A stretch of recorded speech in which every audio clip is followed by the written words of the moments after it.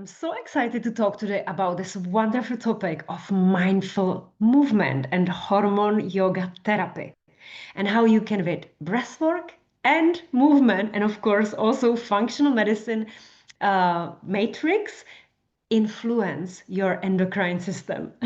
But so many foreign words. So let's look at what it actually means. What are hormones? And how to unlock the endocrine system.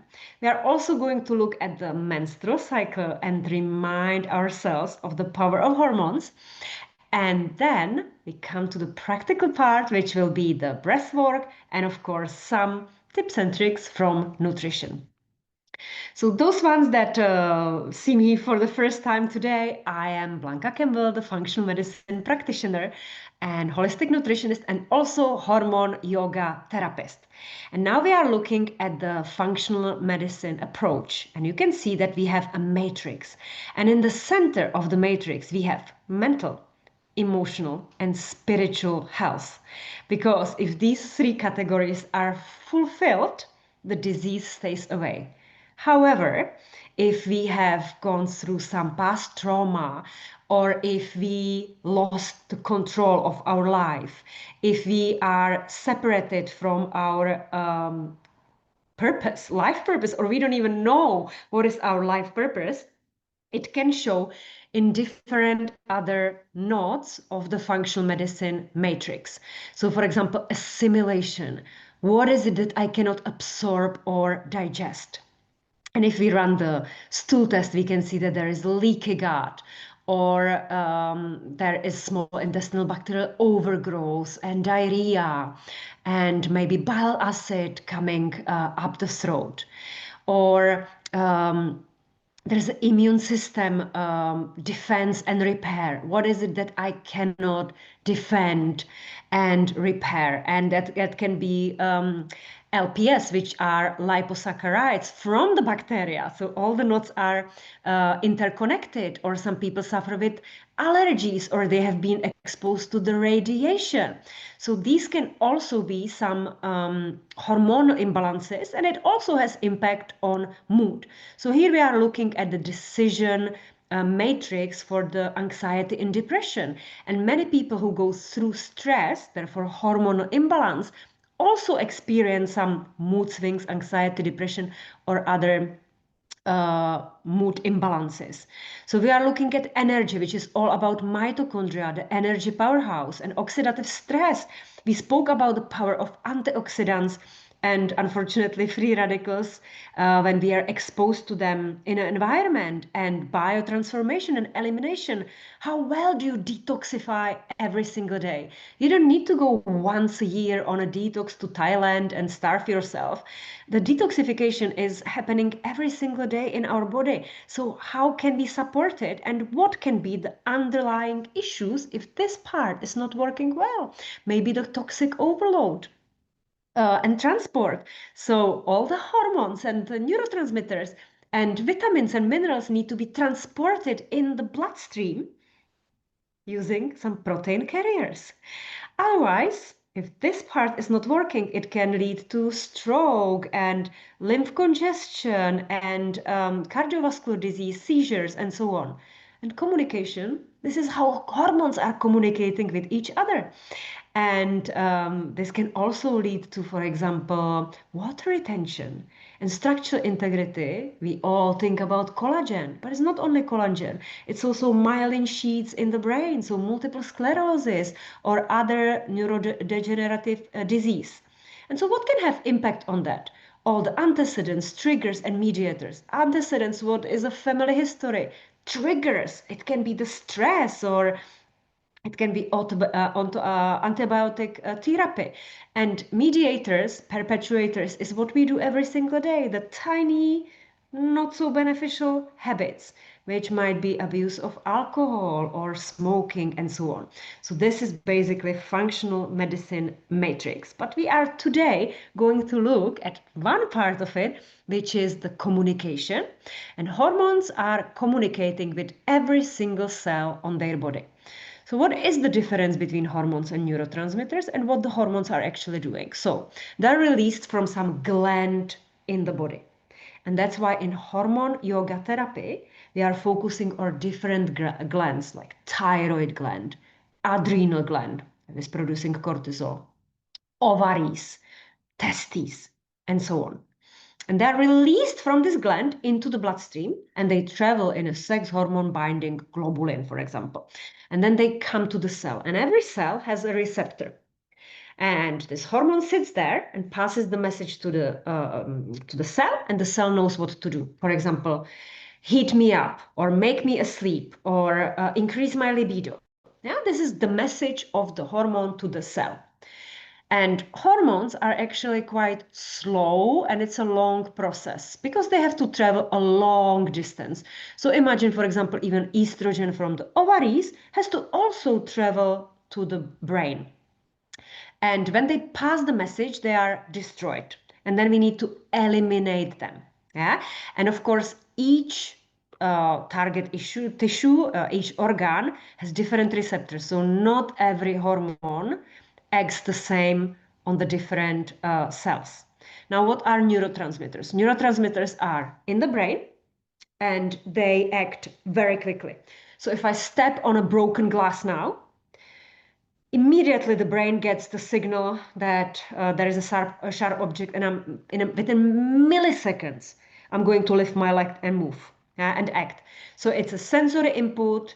There can be also anticipation. If I anticipate that the dog is going to bite me, the adrenaline is going to be increased just with my perception. So it's milliseconds. Quick response, and these neurotransmitters are actually prepared in the sacs in the brain, and then they're just released. That's how quickly. And then when we don't need them anymore, they're reabsorbed. So maybe you have heard about antidepressants, which are selective serotonin receptor inhibitors. So it's basically inhibiting the receptors from reabsorption the serotonin. So the serotonin stays in the system for quite a while, and the person is feeling more relaxed, and there's no anxiety and no depression because they are chemically influencing the natural state. And there is this domino effect. Yeah? So they're passing the information from one to the other. They're very short-lived, 14 to 90 seconds. And then, as I said, it's reabsorbed and broken down unless we use some drugs. And here is a steroidal pathway. So now when we are talking again about hormones, they must have a building block. And the main building block of all these hormones, estrogen, progesterone, testosterone, DHEA, cortisol, aldosterone, that is holding the water inside, the building block is cholesterol. So cholesterol in the mitochondria, the energy powerhouse, is turned into pregnenolone. And then pregnenolone can dissolve into the bloodstream and is used readily by the tissues as a building block. So the tissue makes a call and says, look, I'm under stress. I need quite a lot of pregnenolone to build cortisol. And this is called cortisol steal. So today we are also going to talk about the stress and the impact of stress on all the other hormones. And as you can see, cortisol can steal from so much more. You can also see here many numbers in between, for example, 1720 lyase, and these are enzymes. And always think about enzymes like an oven. You have a raw product in the fridge. I have milk, eggs, I have flour here, and I want to bake a cake. So I need to mix all the ingredients, and then I put it into the oven enzyme, and it's going to bake end product. So let's say muffins, DHEA. And then the DHEA, this product, half product, goes into another oven, and it bakes, for example, testosterone, even for women. And then testosterone needs another oven enzyme, aromatase, that is going to make estradiol. Women need estradiol for the reproduction, and men need testosterone for all the other functions. But even women need testosterone. Yeah? So you can see that if you don't have oven, the enzyme, or if you don't have all the building blocks that you need, you can never make the crucial estradiol and other parts. And so hormone yoga therapy is trying to, with the breath work, activate the glands and help the production. But here we have another slide. So this is the steroidogenic pathway, how nutraceuticals and botanicals could help to either downregulate or upregulate the enzymes. So if somebody has, for example, too much of the testosterone or DHT, so they are basically losing hair. Even women can lose hair, men are losing hair. And it's in the pathway that from the DHEA, it's going to testosterone and then it goes to DHT. So in nutritional therapy, we know that, for example, supplementing saw palmetto and flaxseed can help to prevent hair loss. And so on. It goes everywhere. For every enzyme, we have a solution, how to upregulate or downregulate. But what is the most important? Very often, if, for example, somebody is going through the perimenopause or menopause, or a woman cannot get pregnant, yeah, IVF is failing.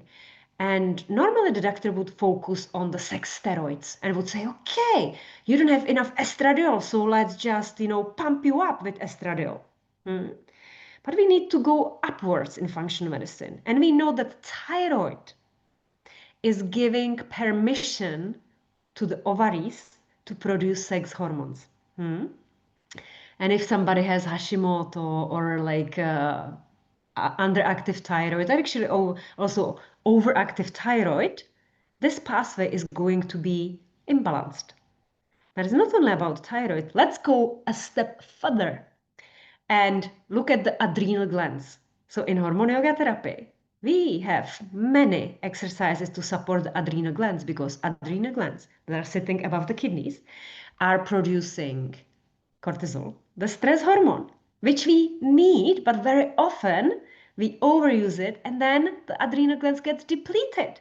But if there is no cortisol, it cannot stimulate thyroid and it cannot stimulate the sex hormones. So endocrine system is a connection, but the main player is the brain, because every hormonal system interacts with the brain. And so we need to also focus on the perception and the breath work to bring the oxygen into the brain and support the hypothalamus and pituitary gland. So in the brain, hypothalamus receives a negative feedback loop. Yeah. So the body says like, hey, there is not enough of estradiol. So it sends a signal to stimulate, for example, follicle stimulating hormone. Or the body says like, oh, Blanka is going to run away from the tiger. She is very stressed. We need to produce more cortisol. So hypothalamus will increase CRH, send a signal to pituitary gland. Pituitary gland will increase the adrenocorticotropic hormone, ACTH. And this one then in adrenal gland, that I showed you, sitting above the kidneys, is going to produce cortisol. So too much of the cortisol is suppressing immune system, but the right amount of cortisol is helping us to survive.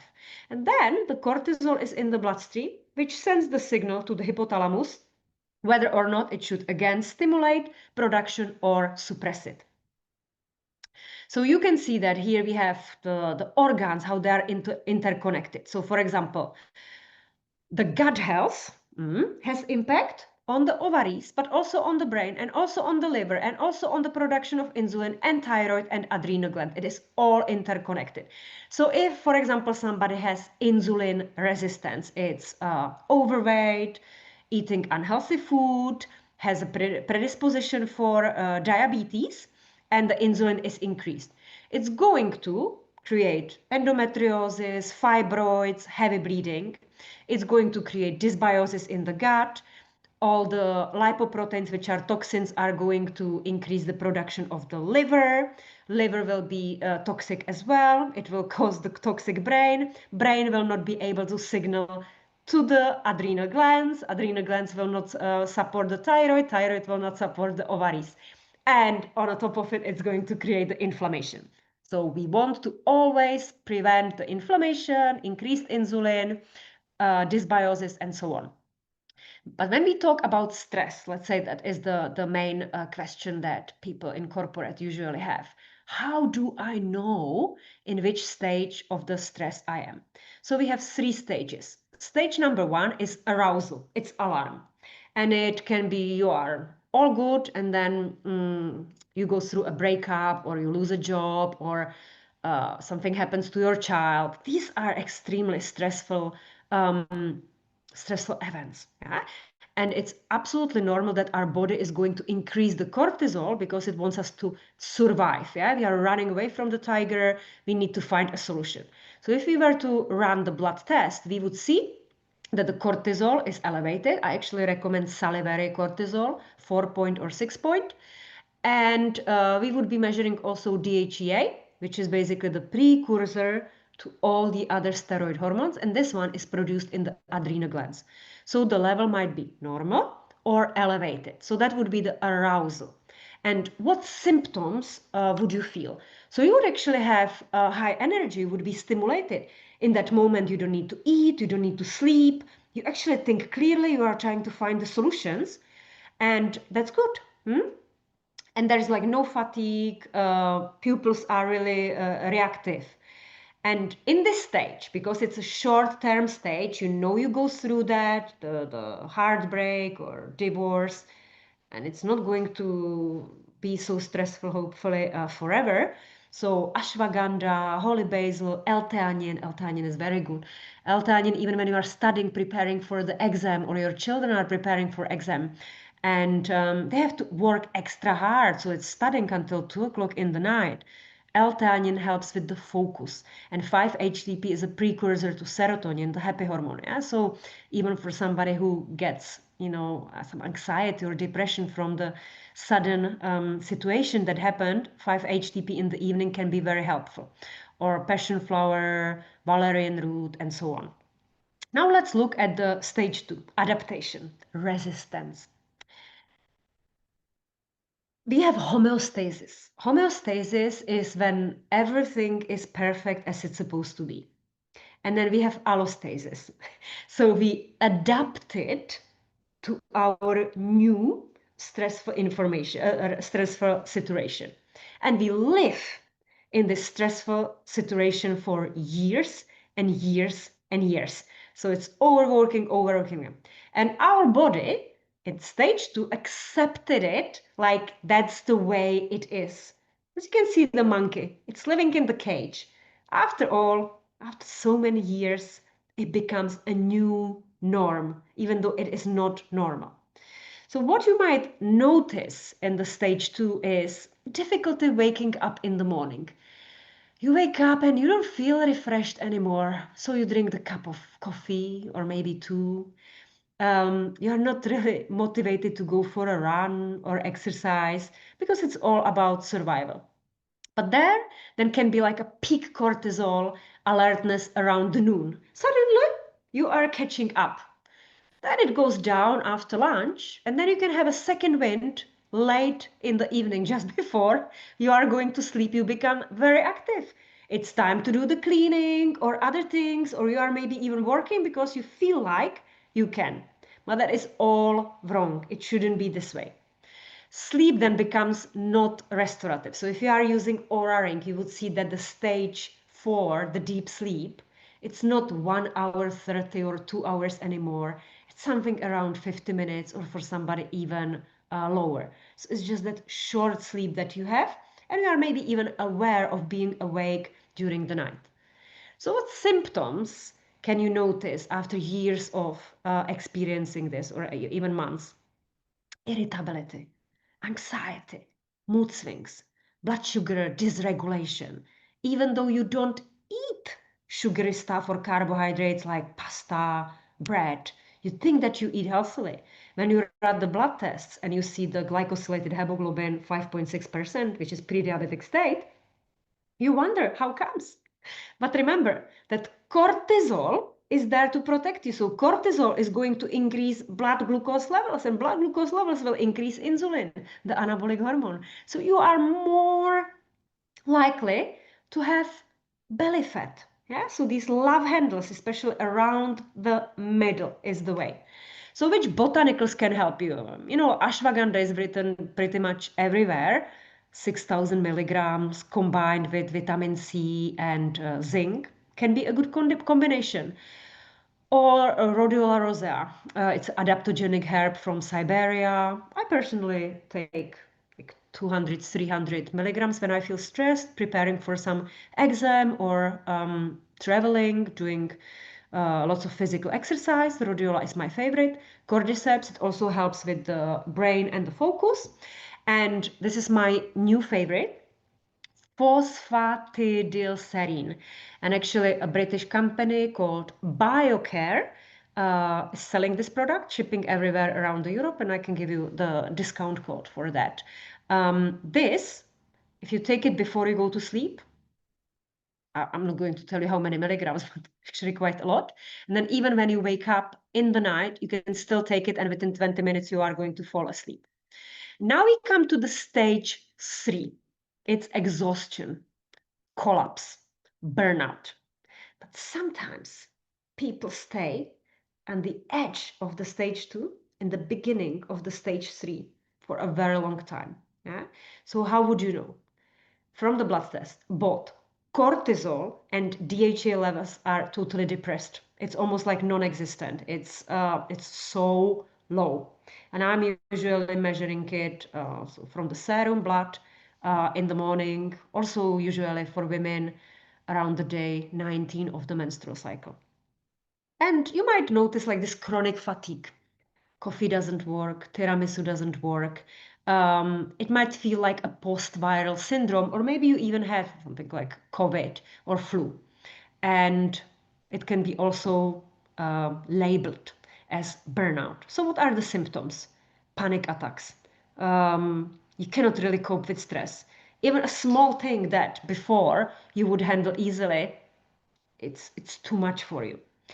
It can happen also in postpartum depression. That is a really exhaustive state.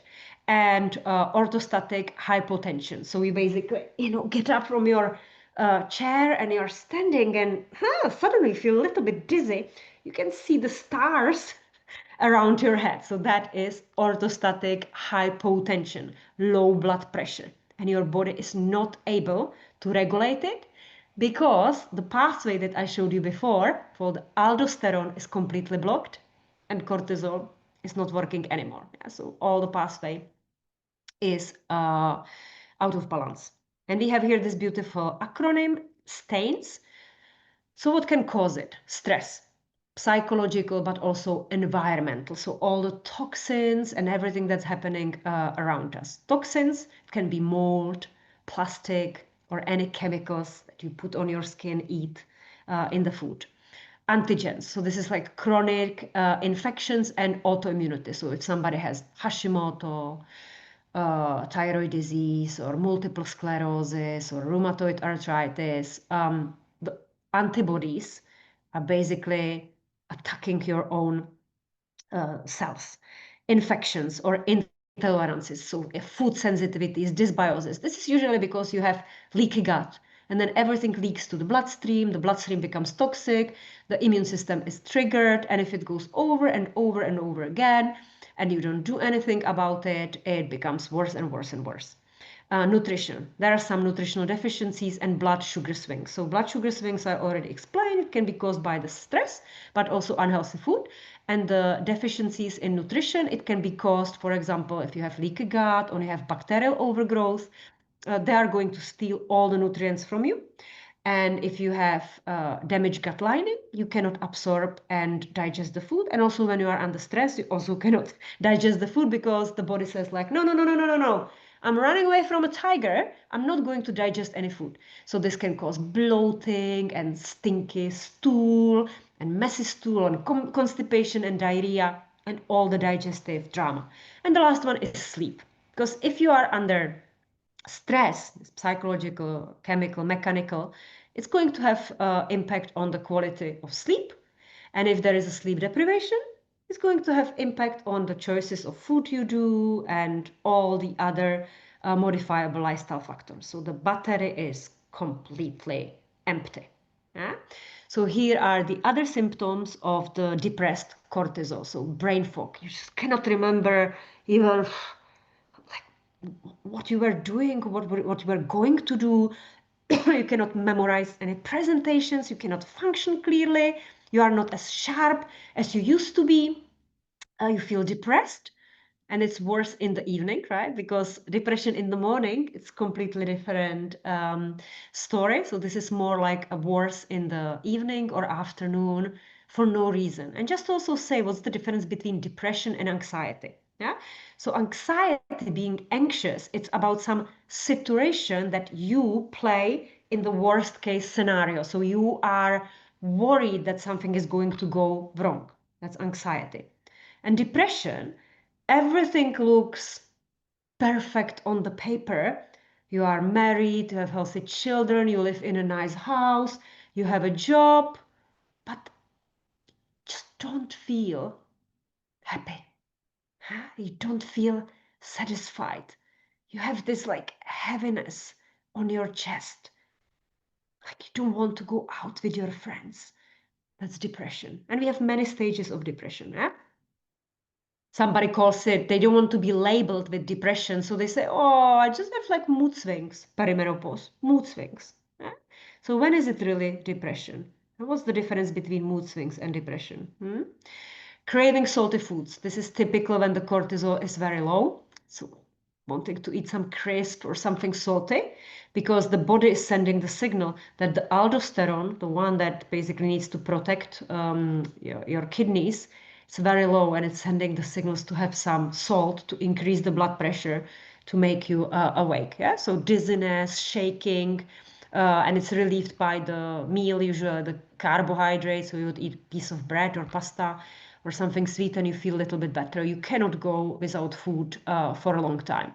And just to also say here, see many women that they want to lose weight, of course, they cannot lose weight and they do intermittent fasting or like they're starving for such a long time. But at stage 3, intermittent fasting is not a good choice. You actually need to eat, small meals throughout the day and not stressing yourself. Yeah? And then also slow wound healing and easy bruising. These are typical signs and symptoms and early perimenopause. And so now let's look into a practical breathwork. So hormone yoga therapy, it's about 23 exercises. They're quite complicated, so you really need to purchase the course, basically, which I created, and practice at least for 6 months, once a week. Otherwise, you wouldn't be able to learn all of that. But I will show you the main breath work that you can do before you start practicing the moves. The first one is Bhastrika KD, the breath of fire. This breath work you do always in the morning and on the empty stomach because it's rapid inhale, rapid exhale. And if you just had food in your stomach, it wouldn't be possible for you to do it so fast. So you might need a tissue, practice it. And it's 7 times we will do it. Yeah. So inhale through the nose, exhale through the nose. And when you do it really strong, you might need a tissue. Yeah. So it looks like this.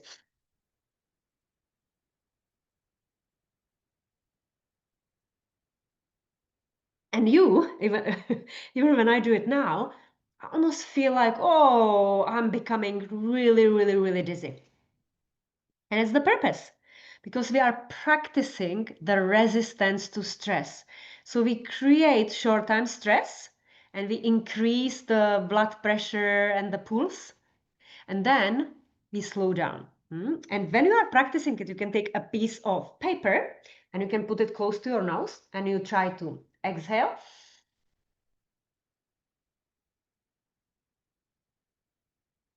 And you can see that I try to blow it as far as I can and then bring the paper back. Yeah. So hold it in upper part, because if you hold it on a lower part and it goes too far, you would not be able to bring it back. Yeah. So this was the Bhastrika KD, breath of fire. And then we have this one is really good for the adrenal glands, okay? And ovaries. And now we have Ujjayi breath. And this one is really good to activate the thyroid gland. So many people have, cold hands and feet. They are losing the last part of the eyebrow. They are losing the hair. They are very tired. They cannot exercise. And this is hypothyroidism, or it can be also Hashimoto. And we want to stimulate the thyroid gland. And that's what we stimulate by constricting the vocal cords. Yeah? So it's almost like you want to whisper. You can also imagine that you would take a mirror and you, like, when you do it through the mouth, you would create a mist on the mirror. It's when you are constricting the vocal cords. We are not doing it through the mouth, we do it through the nose. But the position of the constriction is there. Yeah? It's a little bit also like a snoring. Imagine that you are snoring. Snoring with the inhale and snoring with the exhale. Or you can make a tiger. Yeah, you will feel the vibration even when you put your hand on your thyroid.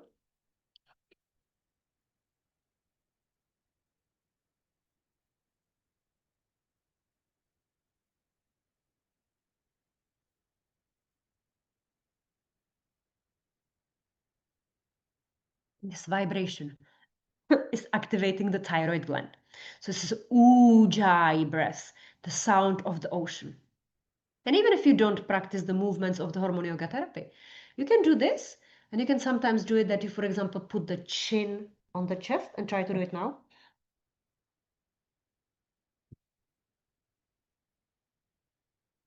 Or you turn your head and you put the chin on your shoulder.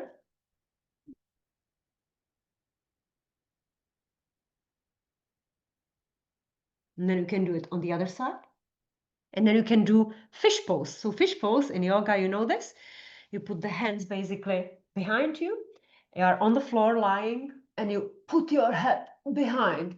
So the throat is open and you do this Ujjayi breath as well. Yeah? So you can just do in different positions this Ujjayi breath, the sound of the ocean, and it's going to activate the thyroid gland. Every morning you can do it. And then we have Kumbhaka, which is a breath retention. And again, we practice this because we want the difference between sympathetic nervous system, which is fight or flight, or parasympathetic nervous system, rest and digest. So if we are breathing fast, it's stressful. Then we exhale, calm it down, and then we are not breathing at all. And with not breathing at all in this kumbhaka, what you can, for example, do is that you are opening the chest and closing, open, close, open, close. Yeah, so I will show you like this. Open the chest, close, open, close, open, close, open, close. Yeah, and you do it for as long as you can. And then when you cannot anymore, you just come back to the neutral position. Taking a long, deep inhale and exhale. And then you do it again. Yeah, so you can do it 3 times. And the last one, and we practiced this before as well, it's Nadi Shodhana, alternative nostril breathing. So with the right hand, you cover your right nostril and you will be inhaling through the left nostril. So inhale through the left, then close. Exhale through the right. Inhale through the right, close. Exhale through the left. Inhale through the left, close. Exhale through the right. Inhale through the right, close. Exhale through the left. And here we are balancing the right and left hemisphere. Yeah, so the nostrils are actually like a feminine and masculine energy. Yeah? So masculine is the right nostril and feminine is the left nostril. Yeah? And maybe when you start the exercise and you just inhale, my one, the right one, the masculine, because I'm doing now this speech, I have more of the masculine energy. But in the evening, I prefer to have more of the feminine energy. So maybe when I did a yin yoga or like relaxing breath work, for example, ujjayi or this alternative nostril breathing, I would be able to rebalance it and my feminine would be nice and open. So this is the breath work. And now, what functions and benefits the hormone yoga therapy has? Yeah? So as I said before, it stimulates and activates the particular internal organs.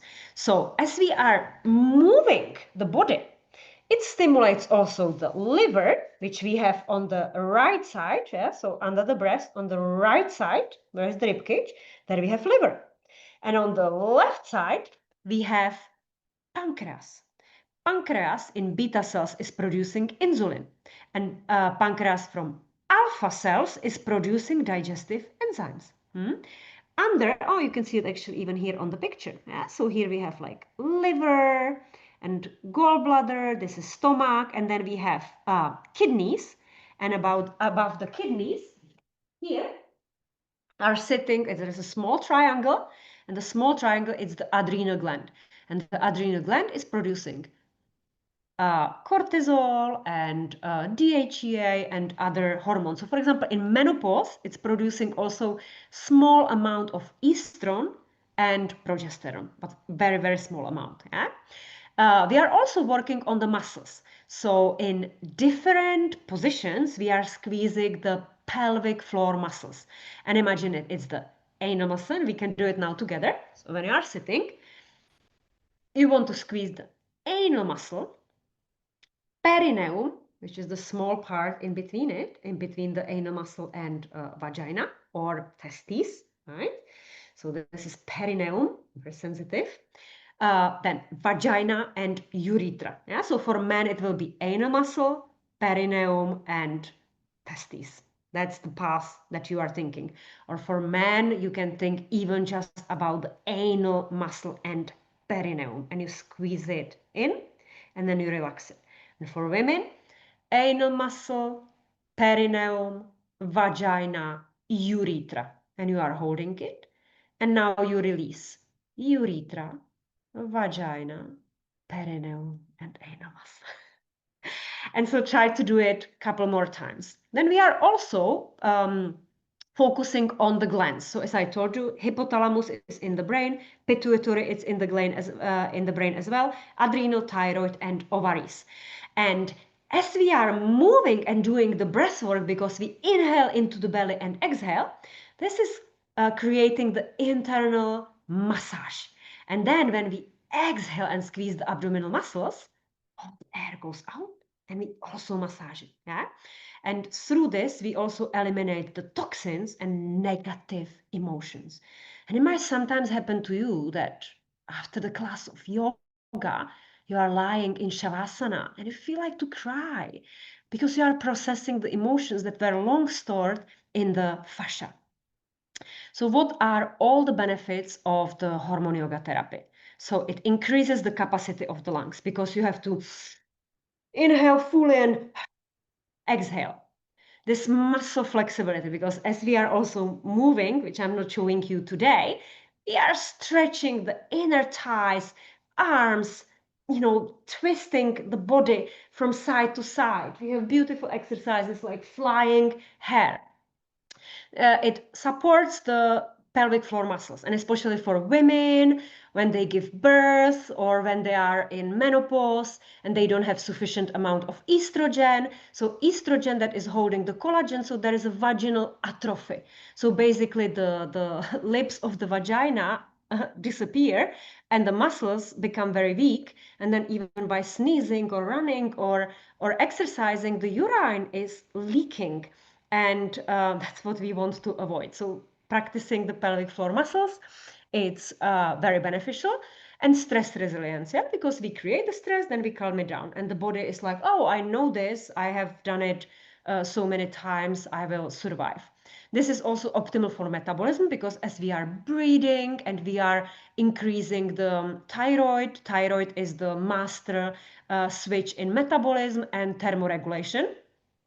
And then it's also for pain-free menstruation and optimal ovulation because we are working and stimulating also the hypothalamus, and hypothalamus is releasing the follicle stimulating hormone and luteinizing hormone. And this is also actually for men to have healthy sperm and erection. Yeah, so because they also produce follicle follicle-stimulating hormone and luteinizing hormone from the brain, but it's then the testes that are active. And functional thyroid gland. Yeah, so we want the good function of the thyroid gland, and we want to detoxify and eliminate from the body what doesn't serve us anymore. And this is supporting immune system and preventing the pelvic prolapse and leaky urine. How can we get stress under control? This is by stimulating the vagus nerve. So vagus nerve is the longest nerve in the body, and it has like finger-like projections, and it's connected to every single organ. And as soon as we get under stress, so for example, the heart starts to beat, and the brain gets the signal from this vagus nerve, what's happening, and then it adjusts. So we want to learn with the breath work and with the perception to also stimulate how we perceive the stress. And so in hormone yoga therapy, we're also using visualization. And you, for example, visualize that you inhale all the energy through your fingers, coming through your left arm into the thyroid, and then all the energy circulating in your thyroid, and then you are exhaling through your right arm, and then you see a smoke, black smoke, coming out of your right fingers. Yeah? So you can try this with your eyes closed. So with inhale, feeling the tingling sensation in your fingers and the heat, the light coming to your thyroid, circulating around, and then exhaling all the impurities out, like a black smoke. And you can visualize this black smoke disappearing into the sky. And then you inhale through the right, bring the energy to the thyroid, and you exhale through the left. So you are alternating the sides, inhale and exhale. And this has impact on basically any stress that is in your body, but mostly the psychological. So this is a beautiful circle, and I sometimes even like draw it on a paper when something gets me off the balance. And there are things that get me out of the balance. And I always think like, what's within my control? Yeah. So if I just like draw it on the paper, what's within my control? Things you can control, things you can influence. Is there something that I can influence? Make a phone call, send an email, and things are going to move. Things you can't control, influence. So everything, can I do something about it? If not, then just let go, because the amount of obsessing about it, having fear, is not going to make it better. Yeah? So mostly, what can I control? Can I control my emotions? Can I control what's around me and mostly in me, my inner peace? What can I influence by my knowledge and some actions? And acknowledging what is out of my control. And I also want to mention that very often it doesn't have to be only psychological stress, but stressors to the body are toxins. So if you are, brushing your teeth with a normal toothpaste, if you are using deodorants and perfumes, and if you are putting cheap creams like these brands like L'Oreal and whatever you find in a supermarket on your skin, you are full of toxins. And if you are exposed to like infections, if you are eating under stress and you don't digest, and all the parasites and pathogens enter into your gut, and you have leaky gut, and then it goes into the blood again, it just circulates everywhere. There can be also like family history. You carry some genes. You cannot, for example, detoxify properly, which I have phase 2 gene deletion. And then once you know what's in your genes, then you can at least influence it, right? So if I cannot create glutathione, the powerful endogenous antioxidant, I can supplement it. Yeah? But this is my DNA, and this is my deleted gene, but I know what to do. What is it for you? You need to run your DNA test. You need to understand it, and then you need to take action. Yeah. So from all what you can see that enters into your body, it can create the inflammation and a hormonal imbalance, and all what you see is a byproduct of collecting the drops into this imaginary funnel that is then going to have impact on the mood. I also want to talk about hormones because somebody, for example, says, but I take hormone replacement therapy. So do I, yeah. And microdosing, but why? Why would somebody take hormone replacement therapy, for example? Because the production is just not working in an optimal way. The ovaries are not producing, are for example not producing progesterone, yeah.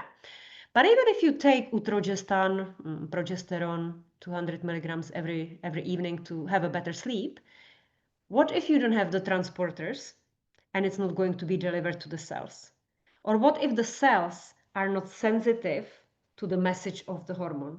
And I see this very often with my clients that take massive doses of hormone replacement therapy, or even for the thyroid, they take T4, but they don't have the enzyme to turn T4 into T3, which is the active hormone. And so they still cannot lose weight and they still don't have energy because they're just taking a wrong medication that has been given to them without doing any tests of the sensitivity and, for example, the DNA. And then if you take the hormones and you have a lot of hormones, how are you able to detoxify them? Yeah, so these are all very important parts. It's not just about the hormone, it's the whole process. And I also want to talk very briefly about perimenopause, yeah, because that is the time when majority of women go through some up and down mood swings, and when the hormone yoga therapy can be very beneficial. So if you have noticed change in your period, it's either getting heavier or longer or shorter, which basically means that you don't ovulate and the luteal phase is basically just short or it's not even existent. Um, or if you skip the cycles, or if you have like lumpy sore breast and then in 2 months time it's normal, that would be a good time to support all the adrenal glands with the hormone yoga therapy. So here are all the typical signs and symptoms. And women usually say, but I don't have any hot flushes or night sweats. It doesn't have to be. You might have just like vaginal dryness or urinary tract infections. You might have mood swings. You might have cellulite. You might have stinky right underarm. There are so many signs and symptoms. So these ones are, for example, the less obvious. Tinnitus, typically, how many clients I had with tinnitus or tingling extremities. That can be also multiple sclerosis, of course, but you need to run the blood test. You need to see where you are, and then you need to apply it, or a frozen shoulder, typical as well. So here is what you can track. So you either use Oura Ring, which is going to measure pretty much everything for you, the heart rate, sleep, and then of course you want to check your vaginal mucus, because if you have noticed that you don't have this long vaginal mucus that is transparent, you're not ovulating. Yeah, if it's just white and sticky, you are probably in a perimenopause. Yeah, you can also insert the fingers into your vagina and you can touch the cervix. If you are ovulating and you are ready to have intercourse, the cervix, it's open. And if you are just before getting the menstrual cycle, the cervix is very hard and very closed. Yeah, so that's so many things that you can track yourself or learn in my hormone yoga therapy courses how to do that. Yeah? And so with Oura Ring, you can measure the temperature. The temperature tells you exactly which day you ovulate, when is the menstruation. And here is what I recommend. This is what we do in functional medicine. We are running the hormone urinary tests for the metabolites, and then we know exactly, yeah, you are losing the hair because your 5-alpha reductase is increased, and this is how you can decrease it. Or, oh, I see that your aromatase is suppressed, and that's why you have so much of the testosterone, you are growing the hair, you have like this masculine traits, and you don't have enough estradiol. And the same for men. They have too much of the aromatase and they have high levels of estradiol, which is a female hormone, and they are growing this man boobs and belly fat, this beer belly, and they are becoming sensitive and have anxiety, depression, burnout, and so on. Yeah, so running these tests help you understand where you are. This is the serum test, which every doctor can do. And here is the list. If you like want to do it. So here I again remind you that it's not just about one gland. You want to focus on all of them and run all the tests, even for the thyroid. Because thyroid, if you feel tired in the morning, if you are gaining the weight, if you are having the cravings for some like bread, pasta, carbohydrates, you cannot live without carbohydrates. If your cholesterol is higher, especially in perimenopause and menopause, if you have constipation, easy bruising, blood clotting, or if your triglycerides are increased or thrombocytes are increased, if you have dry skin, you are not really sweating, you have low libido or no libido at all, that can be thyroid. And these would be like some other things that you might experience.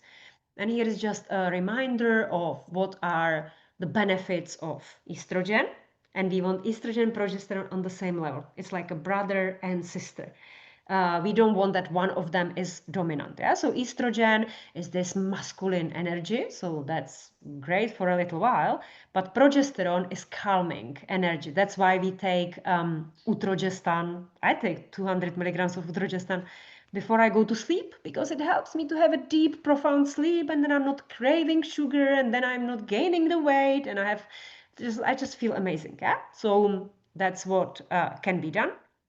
And then testosterone, as I said, even women need testosterone, but mostly men. But like, be careful if you are going to supplement testosterone, even as a woman, like, be careful. I tried it myself a little bit on my inner thigh, and I started growing hair. So then I quickly stopped. But for mental energy and physical energy, it's quite powerful. Yeah. So here you can check, like, what is it like if I'm low in estrogen and high in estrogen and low in testosterone. And here are actually here's the pyramid of what you should focus on. So you should be always focusing on modifiable lifestyle factor. How can I improve sleep? How can I improve my diet? And this is based on which hormones are high and low. And the hormone replacement therapy is kind of the last resort that you have, especially if you don't know how to use it. Yeah.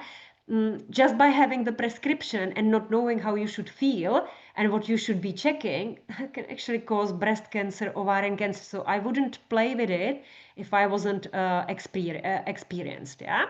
And so what are the modifiable lifestyle factors? Reducing caffeine, alcohol, stress, getting rid of the waste like the constipation, getting rid of the belly fat, because belly fat has high levels of aromatase. And for men, the aromatase is going to make estrogen. And for women, the aromatase might also make testosterone. Yeah? Optimizing the sleep and taking the nutrients. So here is how you can balance the blood glucose levels. Yeah? So low carbohydrate diet and what you want to include. And of course, all the vitamins. And here for men, how you can increase the insulin sensitivity. And here are some of the supplements that might be helpful for balancing the hormones. But again, I give you the list, but if you don't know which hormone is out of balance, this list might not be beneficial for you. It can actually hurt you. And here are some examples of the food.